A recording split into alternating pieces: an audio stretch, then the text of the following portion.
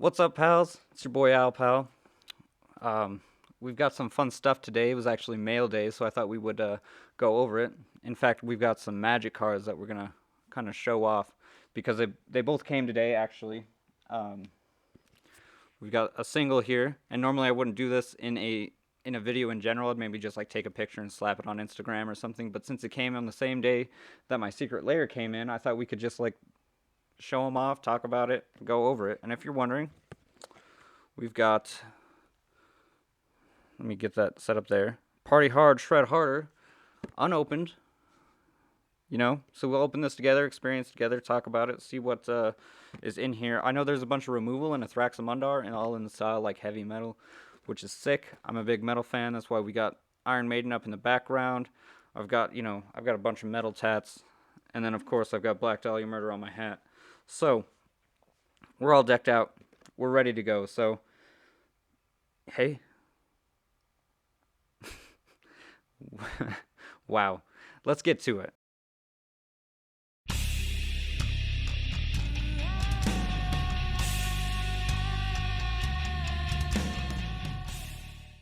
Okay. So, here we go. Got everything here. We'll start with this one, since it's basically not packaged at all. And this is what I got. Let me get that up there. The Jeweled Lotus. Plan on putting this in like a 2 or 3 color deck. Probably Rosh me at first. I'll pull it out of this so that we don't have all that ridiculous glare. Maybe it's better or worse. Find a sweet spot here. Anyway, if you don't know what it does, it's tap and sacrifice it, add 3 mana of any one color, and I can only spend that to cast my commander. So, what's nice about putting this in like Rashmi or whatever is that I could play like a forest or an island, drop this, crack it, tap that forest or island, and I can cast my commander on the first turn. That's really all I really want it for. I think that's kind of the reason why anyone else really wants it. Let's see if we can get it without all of this extra plastic on there. Is that any better? Not really. Let's see how the card looks without anything on it. The glare is kind of rough.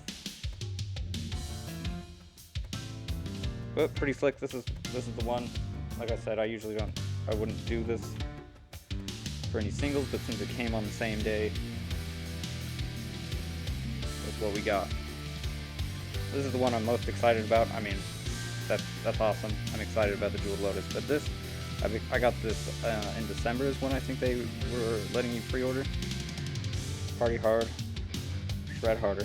So let's go ahead and bust into this and see what we got. Like I said, I remember that there's a Thraxamundar and a bunch of removal, which makes sense.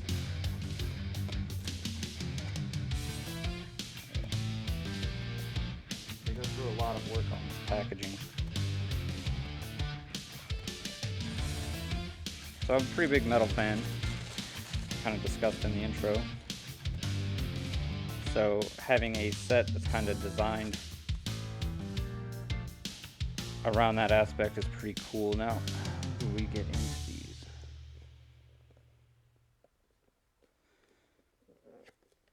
Of course.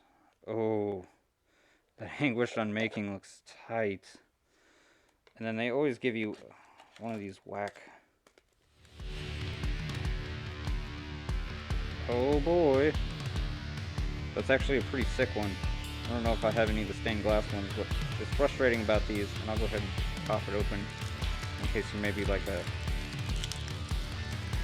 a newer player that doesn't understand the frustrations of these premium foils. First of all, I like Angrath. Pretty sick, but look at that curve. Outrageous. Come on, Wizards. I know you can make quality foils for your premium cards. I don't see why that's an issue. Love these. These are really slick boxes. That golden black. Alright, anyway. On to the main event here.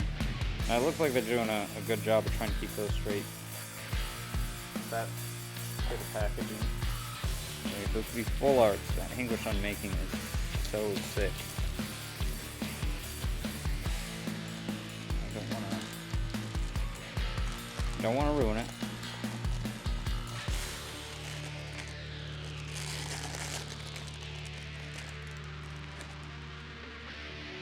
Okay. Get a good shot of that without so much glare, huh? Oh, that's fucking... That's sick. The Avacyn Spear in the middle. Tight. And Anguish Unmaking is just such a good removal card. Alright, what's our next one? Oh. Assassin's Trophy. Pretty slick. See if we can get a good shot of that. I actually have a deck that utilizes a lot of these to do it. Oh. A Decimate. Really just kind of trying to show off the art and the stuff, so if I don't talk too much, I apologize, but that is pretty fly if I don't say so myself. Really like that. Ooh. Okay, I could double take on that Dreadbore. Get it up there. Get a good look at it. These are really fly. The full art, the whole thing. Nice.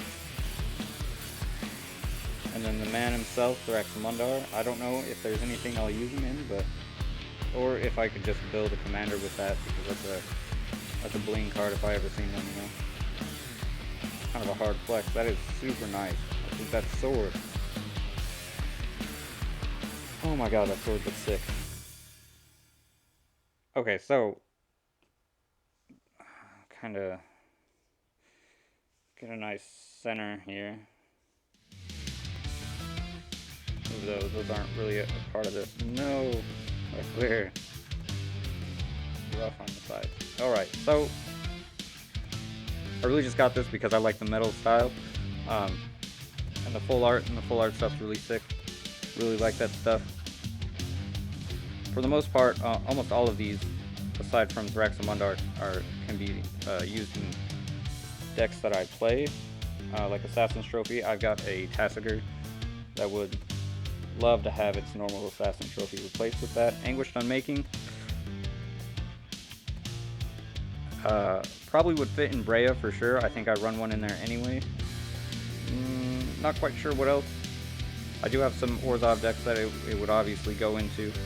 The Decimate I would probably run in Prosh just as an extra little bit of security for, you know, troublesome. Let me see, what is it? Artifact, creature, enchantment, and land. Yeah, so that's just kind of a catch-all. Now Thraxamundar, I could throw into my Nekuzar. I think I also at one point was running Thraxios and the little goblin dude. Forget their name. He could fit in there pretty easily without question. Actually, I don't think it was Thraxios. It was Kydel. Whichever one lets you add mana for the cards you draw. It was basically another wheel deck, but whatever. And then Dreadbore, any of my red and black decks, like I said, I have a Prosh that could go into. I think I also have a Mogus that would slot in really nice into. It would fit pretty good in Brea as well. And honestly, like, any of these three, or these four, I mean, would fit into the Ur-Dragon because, like, really, any other cards that aren't dragons or that support dragons are cards that are dealing with problems on the field, you know, so that's what those are. But anyway, that's the Party Hard, Shred Harder, you know, the Secret Lair. That's what I'm trying to say. That's what we got here. It's fantastic. I like the style of these. These are top notch. I'm excited to throw these into some of my decks because, you know, I like to bling stuff out, and these are right up my alley. You know what I mean? All right.